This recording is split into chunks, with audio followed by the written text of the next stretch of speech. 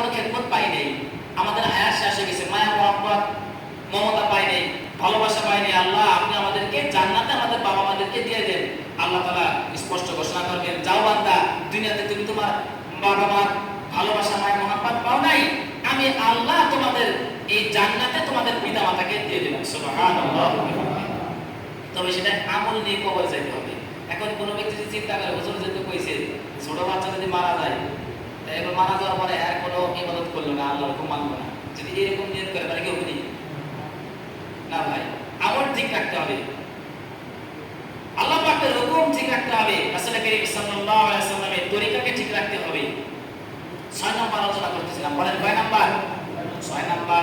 Number 7, 7 number শ্রেণীর মানুষ হলো যে মানুষগুলো মৃত্যুর পরে কোনো প্রশ্ন করা হবে না, ডাইরেক্ট তাদেরকে জান্নাত দেবে। তারা হলো পাগল, বোকা, ব্রেন শর্ট, ব্রেন লুজ, সুস্থ মস্তিষ্কের না, পাগল। এরাও যদি মারা যায়, এদের কোনো কি হবে না, হিসাব নিকাশ হবে না। সবার গেলে বলেন কি হবে না?